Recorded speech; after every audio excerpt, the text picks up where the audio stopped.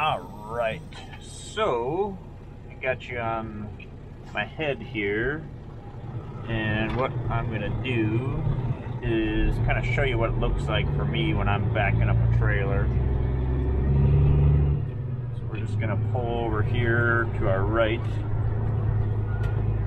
into this kind of multi-purpose lot here. So off to the right here, if I kind of look out my right side, there's a shop that does some work for the trucking companies around, and then as I'm driving on my left here, there's kind of miscellaneous parking for RVs and trailers and other company trucks that work kind of in a small town. And then you'll kind of see as we get closer here on my left, there's a row of empty trailers. Some of them have some product in it. But what I'm going to do is I'm going to shoot for this gap here.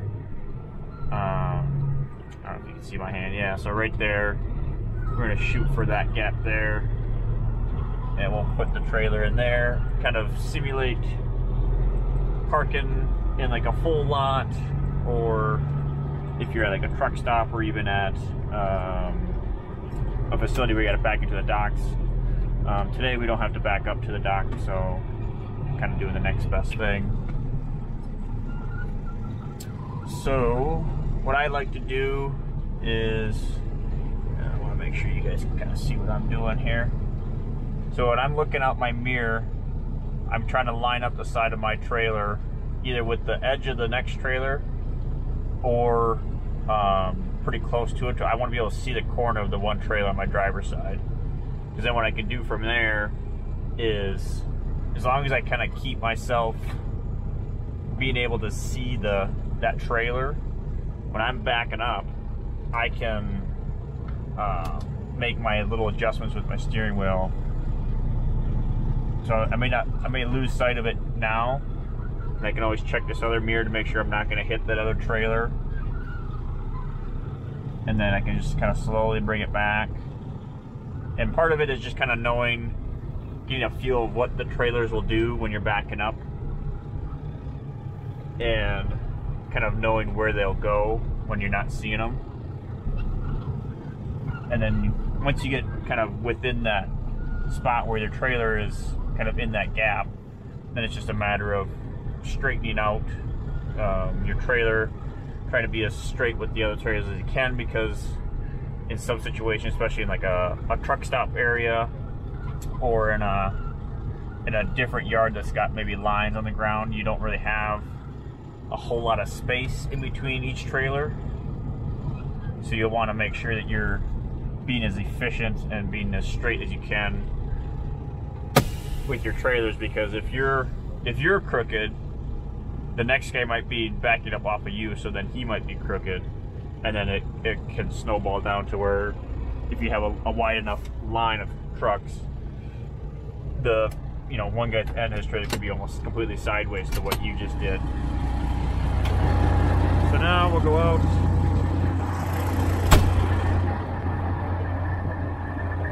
And then we'll just unhook.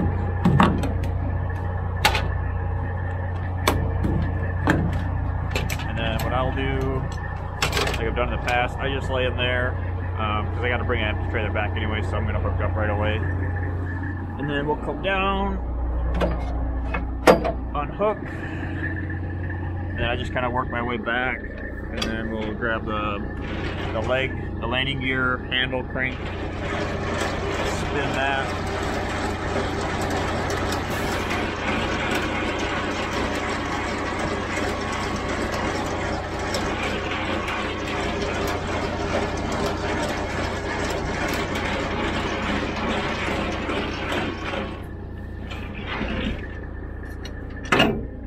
Like I normally do, since the truck I drive has bigger tires, I just get light pressure on the legs, and then we'll come back here and we'll just double check that the trailer we're dropping doesn't have a flat tire, nothing's hanging off, the doors are still on, the lights are off obviously, and then we'll come check the tires on this side. looking for any holes in the side of the trailer that might have appeared. You know, if you hit a small child or a deer, some debris got kicked up, just checking for anything like that, anything hanging off. And then I gotta bring back an empty, so I'm gonna look in this one. And we're good. So that makes things easy.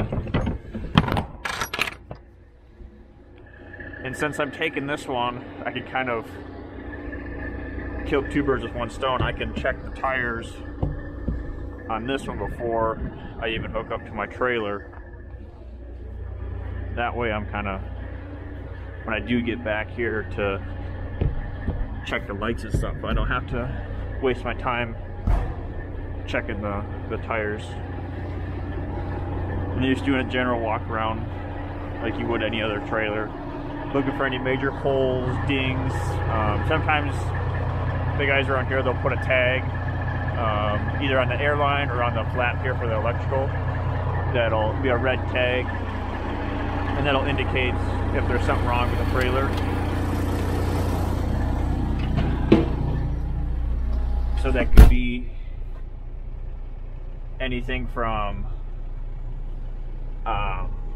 having a bad airline, or maybe it's got a bad tire or something like that. Like in the past, I found the one trailer that had a red tag on it, and it said, you know, low tire that need to be replaced. And you know, it's just a good indicator for me when I'm coming in, because I don't know who's handled the trailer and who hasn't.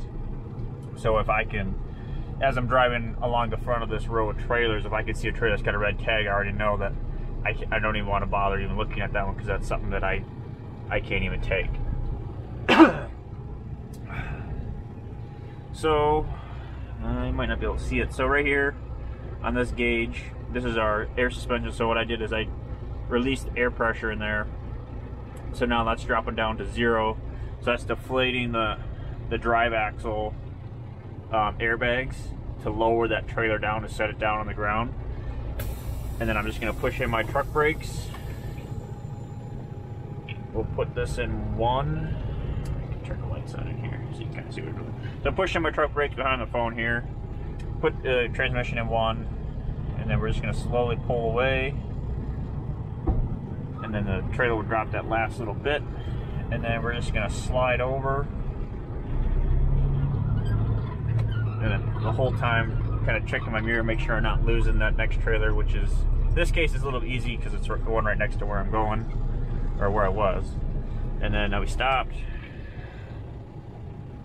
let up the clutch a little bit, put it in reverse, and then we'll just slowly back up. And you never really want to go too fast or drive too hard with your air suspension drop like that, because there's nothing that can take in any of the bumps in the lot that you're in this case, a gravel lot that's covered in snow and ice. So whenever my airbags are deflated like this, I never do anything more than just idle, just because I don't want to put any more strain or stress on the truck. So now that we're hooked, I'll do a quick tug test. So what I do is I just put it back into first gear, and then just kind of let off the clutch, and if the truck pulls, then we're good to go. Put the air back up in the suspension, and then you can kind of see here, this gauge was filled up, and when an empty trailer, it'll only show about 20 psi. That's about all the weight that's going to be on those drive axles. And then when I'm going on the road, it'll bounce up and down a little bit. So we'll grab our gloves.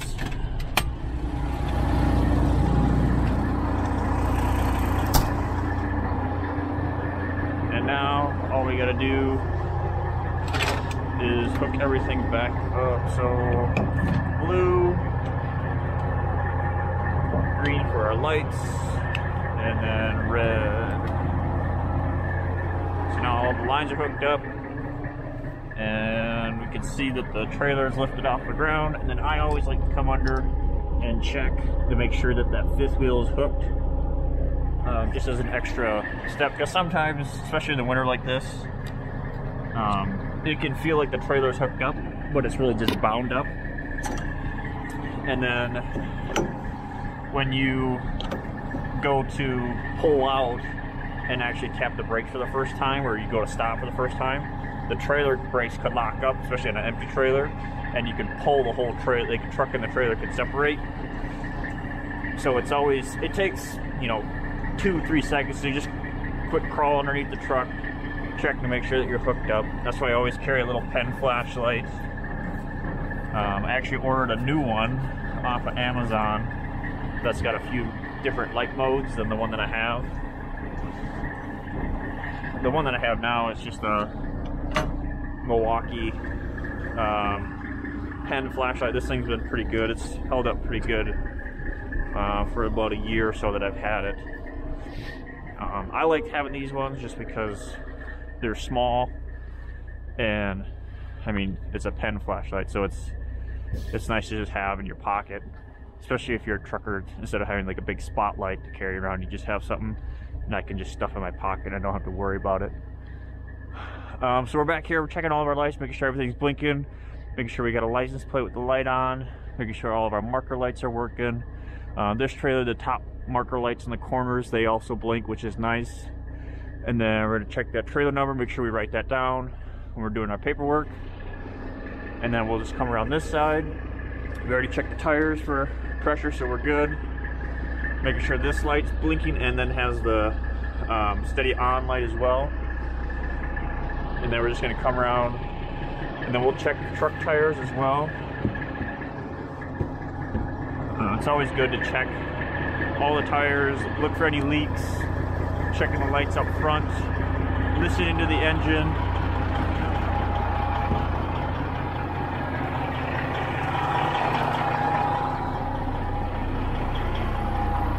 Now we'll kick these tires since we're on this side. Alright, so everything looks okay, nothing sounds bad, no warning lights on. Or I shouldn't say no warning lights on, no important warning lights on. We'll turn our hazards off, we don't need those flashing while we're sitting here. And then we'll just fill out our paperwork, so we'll add the trailer number.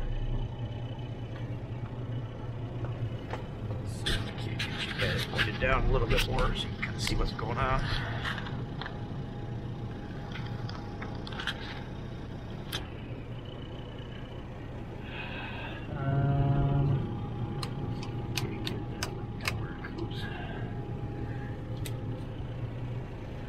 Alright, so you can kind of see a little bit of my paperwork. So this is the paperwork that I fill out for the company that I haul for. This just tracks.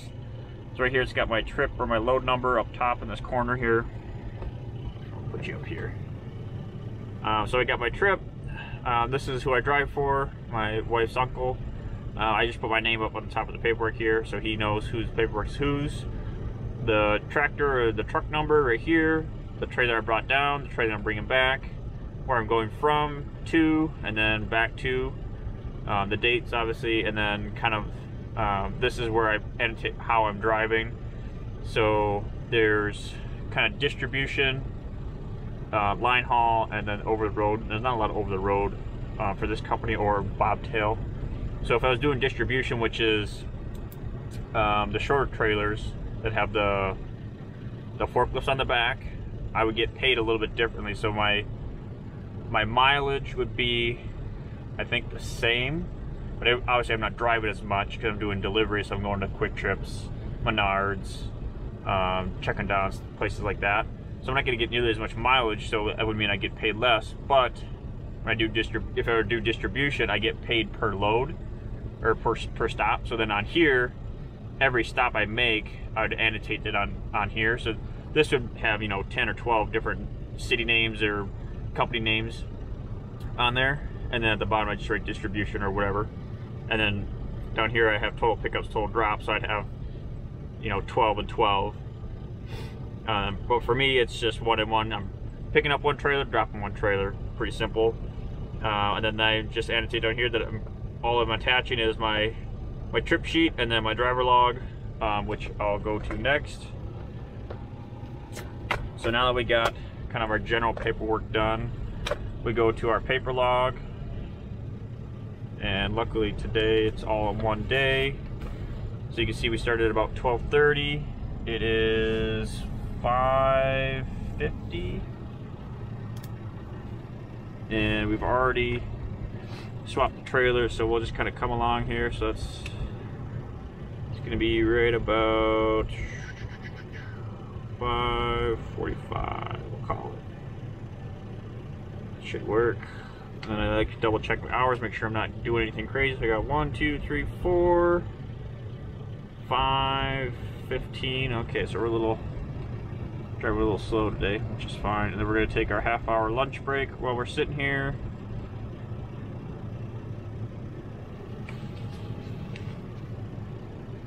And then I just annotate trailer swap, lunch, and then the city. And that's all I gotta do. So then, like I've shown in the past, so like this morning, when I first got in the truck, I did my pre-chip on the truck and the trailer that I brought down, and that was in Cottage Grove.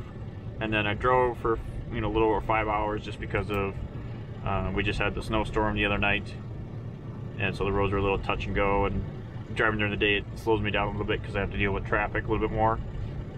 Now we just got here, did our trailer swap, then we're going to take our lunch right after this, just kind of chill here for 30 minutes, watch some videos, just kind of relax, and then we'll move on. And then I'm going to stop and get fuel probably in Toma, and then that'll be about 2 hours, 2.5 hours, so that'll be around 8:30-ish. And then yeah, then from there it's just back to Cottage Grove. So we should be back to Cottage Grove before midnight, if everything goes as planned, which is what I'm hoping. And then, oh, I almost forgot. So then up here, we'll add our trailer that we're bringing back, which is 5333. And that's all of our paperwork. So now we just put everything away, my nice clipboard here, put my pen away, and then we are good to go. So that's kind of all I have to do on my end. And I just get to sit here in this truck. This truck, if you've watched any of my videos in the past, you notice that this truck's a little bit different than the other one I've been in normally. So this is a W900. This is one of the bosses of the trucks. The guy who drives this, he's actually out sick, and so the boss had me drive this. Having me drive this truck to kind of give it some exercise and keep it running. Just because with diesels, you don't want them to sit around, because that's when things start to break and go bad on them. But this truck, for the most part, looks the same as mine. It's got the same transmission, shifts the same, operates pretty much the same. The gauges are almost all identical. There's only a few different ones here. I can't adjust you guys. So there's just a few different ones here that are missing that I have in mind that we don't have in this truck. Up here in the center of my dash, everything's a little different. I have my mile per gallon average up here, and I don't have a park brake or I don't have this park brake light. I just have the high beam light. And then the switches over here, everything's a little bit different. Hang on one second, let me get you guys down. So then if we go to the switches, these switches are for the most part in the same position and layout. The only difference is my switches only go 4 wide, and then they're 3 tall. So like this switch, and I'm trying to remember what else I got in my truck. I have a spare and one other one, I can't remember what it is. But basically these switches over here are down here, and then I don't have this little gauge here. So we'll move my phone out of the way. So this little heads-up display, or not really heads-up display, this little display here is where it shows my fuel miles per gallon, trip, mileage, and some other kind of stuff. And then it gives me, you know, warning excessive idle if the truck's idling for too long, which this truck, it kicks on after like 2 minutes of sitting here, so it's kind of a waste. But otherwise, like, the truck's pretty much the same. The only one nice thing about this truck is it's got a lot more power than my T600 does, because this one's got a brand new, or I shouldn't say brand new, it's got a newer engine in it that's only got like 200,000 miles on it. And the engine in this truck is pushing over 500 horsepower, and the turbo will push like 40 pounds of boost, which is like 15 more than what my truck normally does. So in most cases I'm not having to downshift in this truck just because of how much more power this has than mine. This one's got like probably close to 100 horsepower more than my truck, and probably 2 to almost 300 more foot-pounds of torque than my truck does. So this one's definitely got some more power than mine does. The truck that I drive normally, I should say. And the other main difference is this one's a lot longer, not a lot longer, but it's a little bit longer than my truck, just because of it's got the long nose on the front of it. So it's probably a good 2 feet longer than my truck is. I'd have to park them side by side and you can see the difference. It's probably 2 or 3 feet longer. If you go from drive axle to steer axles, that's about the difference. But otherwise they drive about the same. They feel the same driving. Nothing looks any different for me sitting in the driver's seat. In my T600, the nose dips down a little bit. It's got kind of a slanted nose to it, versus this, it's more of a straight, it sticks straight out. But otherwise it looks the same. You know, my viewing points, and what I mean by viewing points, so the hood handle right there, that little bump, when I'm driving on the highway, I like to line that right edge of that handle with the lane markers, and that gets me about centered in the lane, so that way when I'm in the right lane, I'm not right on the shoulder, but I'm not also right on the median, you know, making cars and trucks that are passing me feeling like they have to move over. And the same thing if I'm in the left lane passing somebody, if I put that right on that center stripe, that allows me to make sure I'm over enough, far enough on the left to not worry about hitting anybody. And it's just a good, kind of a good spot or visual reference point to use when I'm driving down the highway. And it's the same in this truck as in the other truck that I normally drive, which is nice. But I think that's all I got for you guys today. I'll hook you back up on the time lapse on my way home. And yeah, I'll catch you in the next one. Peace.